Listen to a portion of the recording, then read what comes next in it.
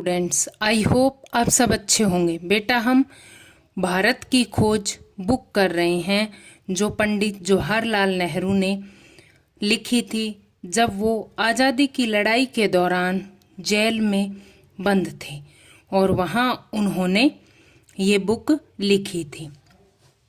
तो यहाँ तक एनिस्ट कर है, यहाँ तक हमने इस बुक को पढ़ लिया है। भारत माता, इसकी रीडिंग मैं आपके सामने करती हूँ।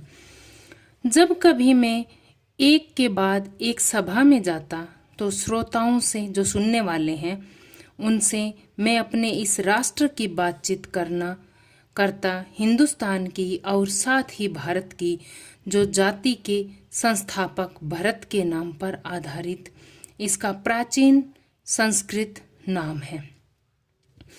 भारत का प्राचीन संस्कृत नाम है वो भरत, जो भारत की स्थापना करने वाला भरत है उस पर पढ़ा था, जो प्राचीन संस्कृत नाम है।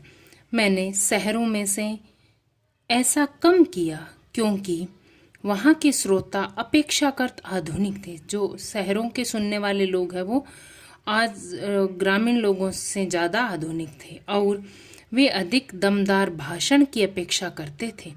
कि जो भाषण है, शहरों के लोग ये सोचते हैं कि भाषण है वो ज़्यादा दमदार होना चाहिए, मजबूत होना चाहिए। पर सीमित नज़रिए वाले कृषकों को मैंने इस महान देश की धरोहर बताया, किसानों को, जिसको मुक्ति के लिए हम संघर्ष कर रहे हैं, कि कैसे इसका हर भाग दूसरे से अलग होते हुए भी भारत है। मैंने उन्हें उत्तर से दक्षिण और पूर्व से पश्चिम तक किसानों की सामान्य समस्याओं की जानकारी दी और उस स्वराज की जो भी कुछ विशेष लोगों के लिए नहीं, सब के लिए, भारत के हर हिस्से के लिए एक सा होगा। स्वराज मतलब अपना राज। मैंने उन्हें सुदूर उत्तर पश्चिम में खैबर पास से कन्याकुमारी या केप कोमरिन तक अपनी यात्रा के बारे में बताया। जो नेहरू जी ने यात्रा की थी पूरे देश में, सुदूर उत्तर पश्चिम खैबर से कन्याकुमारी, केप कोरमिन तक अपनी यात्रा के बारे में लोगों को बताया। मैंने बताया कि कैसे प्रत्येक जगह मुझसे कृषकों ने एक जैसा प्रश्न पूछा कि अपना इतना बड़ा देश है, सब जगह मैंने यात्रा की और सभी किसानों ने मुझे एक ही जैसा प्रश्न, जो क्वेश्चन है वो एक ही जैसे किए, क्योंकि उनकी समस्याएं समान थी, जो एक समान समस्याएं थी। निर्धनता, कौन कौन सी? निर्धनता, कर्ज, निहित स्वार्थ, जमींदार, महाजन, भारी लगान और कर, पुलिस के अत्याचार, और ये सब उस तंत्र में लिपटे हुए थे जिसे हमारे ऊपर विदेशी हुकूमत ने आरोपित किया था। जो ये सारी चीजें हैं किसान पे लगाई गई थी। निर्धनता, कर्ज में डूबे हुए किसान थे, जमींदार लोग हैं वो ज़्यादा ज़मीनें होती थी, वो उन्हें नौकर पैसे दे के उनसे ज़्यादा पैसे वसूलते थे, भारी कर लिया जाता था, पुलिस के अत्याचार, ये किसने लगाए? अंग्रेजों ने लगाए थे। साथ ही राहत भी सबके लिए आनी चाहिए, सबको राहत मिलनी चाहिए। मैंने इस बात का प्रयत्न किया कि वे भारत को अखंड मानकर, जिसके टुकड़े ना हो, पूरे भारत को एक मानकर उसके बारे में सोचें। साथ ही थोड़ा बहुत उस विराट विश्व के बारे में भी सोचें जिसके हम एक भाग हैं।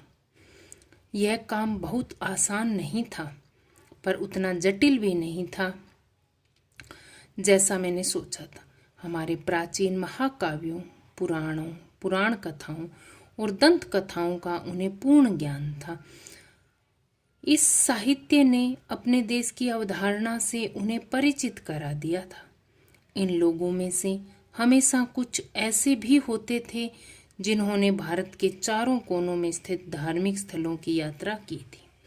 कभी कभी जैसे ही मैं किसी सभा में पहुंचता था, मेरे स्वागत में अनेक कंठों का स्वर गूंज उठता था, भारत माता की जय।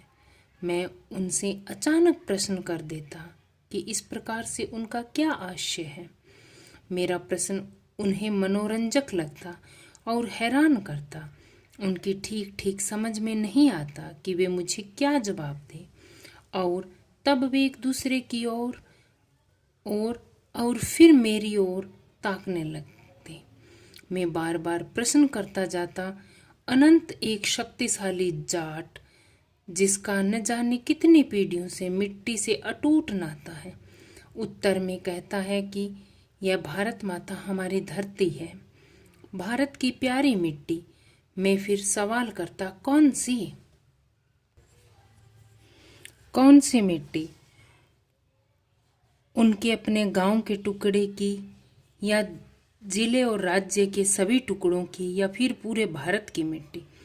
प्रश्नोत्तर का यह सिलसिला तब तक चलता रहा जब तक वे कोशिश करते रहते और आखिर में कहते, भारत का वह सब कुछ तो है ही जो उन्होंने सोच रखा है, इसके अलावा भी बहुत कुछ।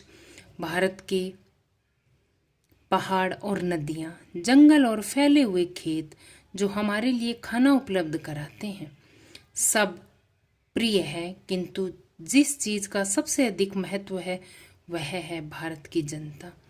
उनके और मेरे जैसे सारे लोग, वे सभी लोग जो इस विशाल धरती पर चारों ओर फैले हैं। भारत माता मूल अर्थ है इस जनता जनार्दन की जय। मैंने उनसे कहा कि तुम भारत माता के अंश हो, एक दूसरे अर्थ में तुम स्वयं भारत माता हो। जैसे जैसे यह सोच धीरे धीरे उनके मस्तिष्क में बैठता जाता, उनकी आंखें चमकने लगी थी, मानो उन्हें कोई महान खोज कर ली हो। भारत की विविधता और एकता। भारत की विविधता और एकता मतलब भारत में विभिन्न धर्मों के लोग रहते हैं। कोई हिंदू है, कोई मुस्लिम है, कोई सिख है, कोई ईसाई, लेकिन फिर भी लोगों में एकता है। ये कौन कह रहे हैं, लिख रहे हैं? ये पंडित नेहरू लिख रहे हैं। भारत की विविधता अद्भुत है, विद्यमान है, वह सतह पर दिखाई पड़ती है, सरफेस पर, और कोई भी उसे देख सकता है। उसका संबंध शारीरिक रूप से भी है और मानसिक आदतों तथा लक्षणों से भी। बाहर से देखने पर उत्तर पश्चिम इलाके के पठान और सुदूर दक्षिण के वासी तमिल में बहुत कम समानता है। उनकी नस्लें अलग हैं, हालांकि उनमें कुछ समान सूत्र हो सकते हैं। वे चेहरे और शरीर गठन में, खाने और पहनावे में और भाषा में एक दूसरे से अलग होते हैं। उत्तर पश्चिमी सीमांत प्रांत में मध्य एशिया की गमक तो है ही। वहाँ के बहुत से रीति रिवाज, जैसे कश्मीर के भी हिमालय के उस पार के देशों की याद दिलाते हैं। पाठकों के लोक प्रचलित नृत्य रूपी कोजक नृत्य शैली से मिलते हैं। इन तमाम विभिन्नताओं के बावजूद पठान पर भारत की छाप वैसी ही स्पष्ट है जैसी तमिल पर। इसमें कोई हैरानी नहीं, क्योंकि सीमा के ये प्रदेश और साथ ही अफगानिस्तान भी भारत के साथ हजारों वर्ष से जुड़े रहे हैं। ये पुराने तुर्क और अन्य जातियां जो अफगानिस्तान और मध्य एशिया में बसी थी, इस्लाम के आने से पहले बौद्ध थी और उससे भी पहले वैदिक काल में हिंदू थी। सीमांत क्षेत्र प्राचीन भारतीय संस्कृति के प्रमुख केंद्रों में से था। अब भी स्मारकों और मठों के ढेरों ध्वस्त अवशेष जिसमें बिखरे हैं, विशेष रूप से तक्षशिला के महान विश्वविद्यालय की, जो 2000 वर्ष पहले अपनी प्रसिद्धि की चरम पर था। संपूर्ण भारत के साथ ही एशिया के विभिन्न भागों से विद्यार्थी यहाँ खींचे आते थे। तक्षशिला है वो भारत का ही नहीं, दुनिया का सबसे बड़ा विश्वविद्यालय था। उस समय हजारों विद्यार्थी पूरे एशिया से यहाँ पढ़ने के लिए आते थे। धर्म परिवर्तन से भिन्नता अवश्य आई, पर उन क्षेत्रों के लोगों ने जो मानसिकता विकसित कर ली थी, ये ली होगा, वह पूरी तरह परिवर्तित नहीं हो सकी।